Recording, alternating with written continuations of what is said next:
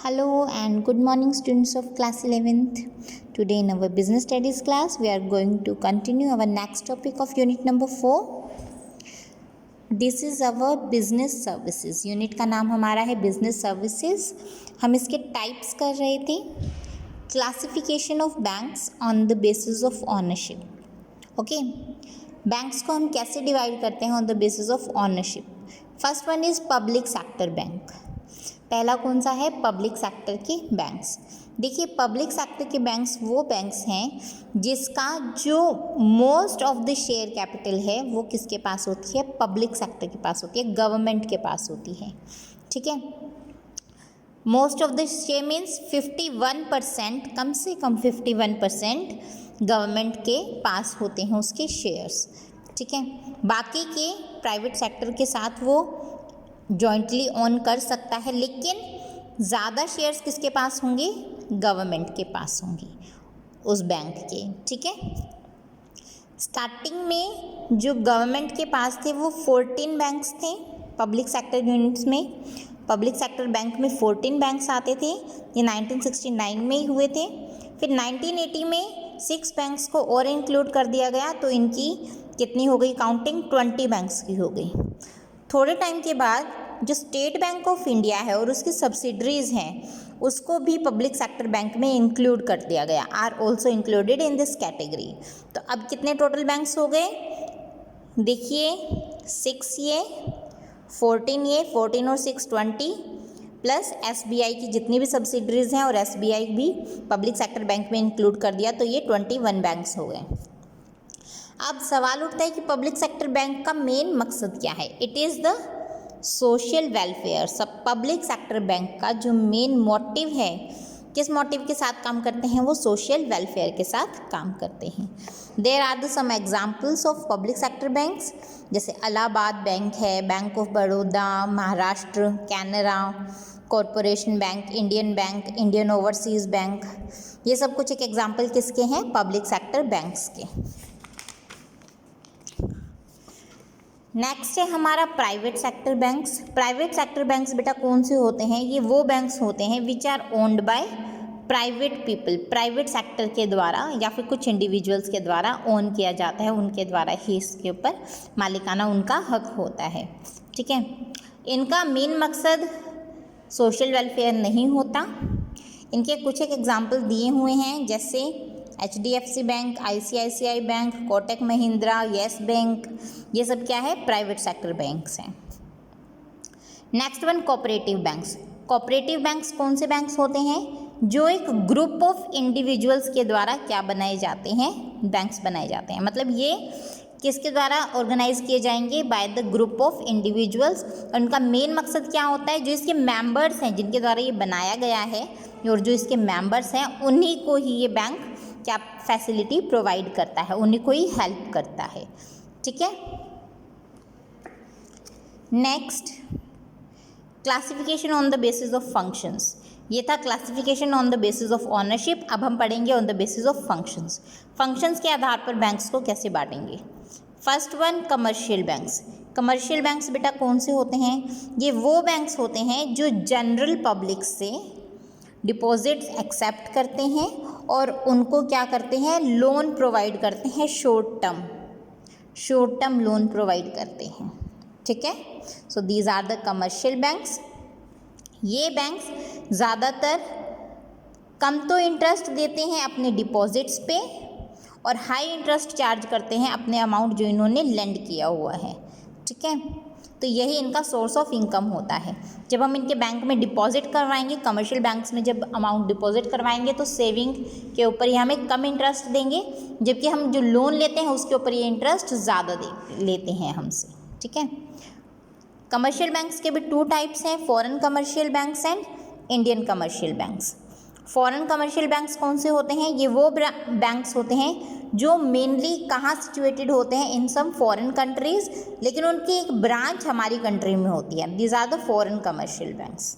Okay, जैसे Doha Bank, Standard Chartered Bank, Bank of America, HSBC.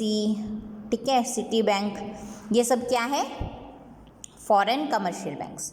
Next है Indian commercial banks. Indian commercial banks दो तरह से होते हैं। इंडियन कमर्शियल बैंक होते क्या हैं? पहले तो ये वो बैंक्स होते हैं जो मेनली बेस किस पर होते हैं, मेनली कहाँ होते हैं? इंडिया में ही होते हैं। दो तरह से है, पब्लिक सेक्टर बैंक और प्राइवेट सेक्टर बैंक। इनके बारे में हम पढ़ चुके हैं। पब्लिक सेक्टर बैंक इनका मेनली ये 21 है, 51% शेयर होता है इनका कैपिटल में गवर्नमेंट का। मेन इनका ऑब्जेक्टिव होता है social welfare. Punjab national bank है, SBI है, यूको बैंक है, ये सब एग्जाम्पल हम पहले ही कर चुके हैं। प्राइवेट सेक्टर बैंक कौन से बैंक होते हैं? Which are owned by the private people. Okay. Industrial development bank, industrial development bank कौन से होते हैं? ये वो बैंक होते हैं जो इंडस्ट्रीज़ की डेवलपमेंट के लिए मीडियम टर्म और लॉन्ग टर्म लोन्स देते हैं। ठीक है, इंडस्ट्री को सिर्फ इंडस्ट्री की डेवलपमेंट के लिए देते हैं। साथ ही साथ ये बैंक क्या किस चीज़ में हेल्प करते हैं? In selling of shares and debentures. Shares और डिबेंचर्स भी इंडस्ट्री के मतलब सेल करने में उनकी मदद करते हैं। As a underwriter job भी करते हैं ये। ठीक है, इनकी भी दो कैटेगरीज हैं, नेशनल लेवल और स्टेट लेवल। नेशनल लेवल के बैंक्स चार तरह से होते हैं, IDBI, SIDBI, IFFCI और ICICI। और स्टेट लेवल के, ये स्टेट के लेवल के बैंक्स होते हैं, SFC और SIDC। इनका मेन काम क्या होता है? इंडस्ट्रीज़ को लोन प्रोवाइड करना, इंडस्ट्रीज़ को हेल्प करना। ठीक है, in the progressing. Agricultural bank, ये वो बैंक होते हैं जिनका मेन मकसद क्या होता है? एग्रीकल्चरल वर्क के लिए लोन प्रोवाइड करना। ठीक है, ये ज़्यादातर शॉर्ट टर्म लोन प्रोवाइड करते हैं। और ये बैंक्स, इनकी दो कैटेगरीज हैं। कोऑपरेटिव बैंक, इसके अंदर दो बैंक्स आते हैं, कोऑपरेटिव और लैंड डेवलपमेंट बैंक। ठीक है, कोऑपरेटिव बैंक्स कौन से होते हैं? जो शॉर्ट टर्म लोन्स प्रोवाइड करते हैं एग्रीकल्चरल सेक्टर को। ठीक है, लैंड डेवलपमेंट बैंक जो लैंड की डेवलपमेंट के लिए लोन प्रोवाइड करते हैं। किसके लिए प्रोवाइड करते हैं? लैंड डेवलपमेंट के लिए। ठीक है, और मेन इनका जो काम होता है, ये लोन प्रोवाइड करते हैं लेकिन साथ में सिक्योरिटी के तौर पर लैंड ले लेते हैं। ठीक है, जैसे किसान को उन्होंने लोन प्रोवाइड किया लेकिन एज अ सिक्योरिटी उन्होंने किसको ले लिया? सिक्योरिटी के तौर पर लैंड को ले लिया, उसकी ज़मीन ले ली। और जब वो लोन वापस कर देगा तो उसकी ज़मीन के कागज़ उसको वापस दे देंगे। ठीक है, ये वाले बैंक्स। नेक्स्ट है रीजनल रूरल बैंक। ये रूरल एरियाज़ में होते हैं, गांव के छोटे छोटे छोटे छोटे गाँवों में होते हैं ये बैंक्स। और इन बैंक्स का मेन काम क्या है? छोटे छोटे जो हमारे वो होते हैं, स्मॉल ट्रेडर्स होते हैं, फार्मर्स होते हैं, उनको लोन्स प्रोवाइड करना, छोटे छोटे लोन्स प्रोवाइड करना। ठीक है, for the development of agricultural activity.